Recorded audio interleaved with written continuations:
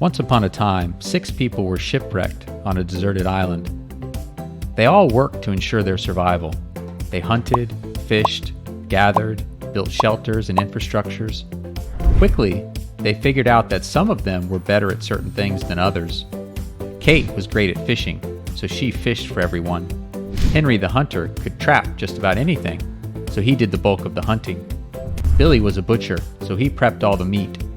One person, Craig, didn't have many skills, so he did whatever was needed, like cleaning up and collecting firewood. Alice was a botanist, so she gardened and collected wild edibles. Finally, Joe and Oscar were great at building, so they constructed and maintained the huts, latrines, and water collection systems. The islanders developed a barter system to exchange skilled and unskilled labor for the different products that they produced. One day, Alice tripped over a piece of driftwood and sprained her knee. It was a bad sprain, and she couldn't work for a month. She didn't have much surplus, so she was destitute and starving in a couple of days. Her fellow islanders pitched in and completed her farming and foraging chores. They gave some of the food to Alice, so she didn't starve. Alice was grateful and vowed to pay everyone back for their generosity. A few weeks went by, and Alice went back to work. She worked extra hard to repay everyone on the island, but Joe was especially bothered by the fact that their lives were so fragile, that something as simple as tripping over a piece of driftwood could cause them to starve. He called a very important meeting. "We need a safety net in case we get sick or hurt, like Alice did last month. Also, I don't think it's fair that Craig has less than everyone else. I know that we don't really need him to clean up and that anyone can collect firewood, but he's poor in comparison to the rest of us. I think we should have an organization that can help people like Craig, and also to help anyone who can't work." I think that's a good idea. Alice could have died if everyone didn't help. I've always felt guilty that Craig doesn't have as much as the rest of us. But I didn't die. You all helped me when I needed it the most, and I paid you back when I was able. We don't need to create some bureaucracy to help each other. Besides, where do the resources come from to support this? "We could give 10% of our harvests and labor, except for Craig, of course. Through this savings program, Craig wouldn't be poor, and we don't have to worry about getting sick or hurt." Who would do all the collections and storage of the goods? "The building projects are slowing, so I could handle it. I would need to be paid the skilled labor rate for my time running the organization, of course." Joe called a vote to determine whether or not to start the organization. Alice was the only islander who voted against it. The islanders named the organization the Island Bureau of Kindness, or IBK. Joe turned up every week to collect 10% of their harvests. Joe and Oscar built a hut for the IBK to store the surplus. The islanders' huts leaked in the rain because the builders were busy building the IBK hut and had let the regular repairs slide. The islanders survived despite 10% less of a harvest, although everyone was a little skinnier, except Joe. Joe was sporting a spare tire around his waist. Everyone wished he would put on a shirt. Craig received a small ration to lift him out of poverty. It was just enough to keep him alive, so he stopped cleaning and collecting firewood. After all, cleaning and collecting firewood was beneath him. He told himself that the other islanders were oppressing him. Joe was the only one who actually cared about him. Everyone else was greedy. The skilled islanders had to spend time collecting firewood and cleaning, and this caused food production to decline. Shortly after the IBK was established, Billy the butcher cut his hand. He wrapped it in a bandage and refused to show anyone the wound. He just kept telling everyone that he couldn't dress the meat anymore, and he didn't know when his hand would heal. There was not enough of a surplus in the IBK to pay for Craig, Joe, and Billy the butcher, so Joe called another meeting. "Unfortunately, we'll have to raise the payment for the Island Bureau of Kindness. With Billy the butcher getting hurt, we need 20% of everyone's harvest. Good thing we started the IBK, otherwise we'd be screwed." I'm hungry all the time. I can't give anymore. "You don't know the first thing about hunger, you greedy elitist.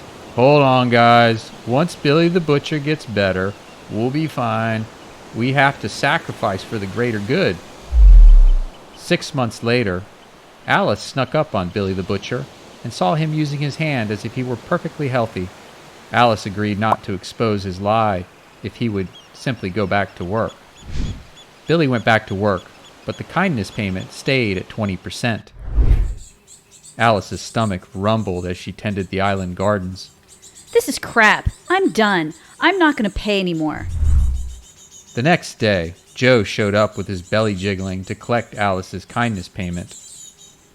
I'm not paying. You can stick your IBK up your butt. If you want my fruits and vegetables, you can barter for them like before.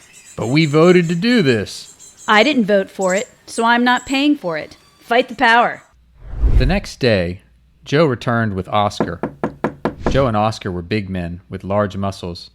Alice was malnourished and weak. Alice tried to stand in their way, but the builders pushed her aside and took all of her harvest. Hey, that's mine! This is to pay for yesterday and today, plus a penalty for your disobedience. Alice was very hungry for the next few weeks until another harvest ripened. She wanted revenge, so she devised a plan. She dug a secret root cellar in the jungle. Over the next year, she worked extra hard and stored root crops in the cellar. She was very skinny, but she was saving up for something big. Then one day, when Joe showed up to take 30% of her harvest, they had raised the payment again. Alice didn't have anything for him. She had everything in the secret root cellar. I'm not feeling good. I can't grow or forage any more food. Joe's jaw dropped. When do I get my kindness payment? Joe called an emergency meeting and tried to raise the payment to 60%, but it would mean that everyone would starve to death. Kate the fisherwoman, Henry the hunter, Billy the butcher, and even Oscar begged Alice to go back to work. You have to work. If you don't, we'll starve. I'll work, but I will not give my harvest to Joe anymore. Now hold on a second. We need to fund the IBK. Joe's right. Don't you want to be kind? I'm not working then. It was a stalemate.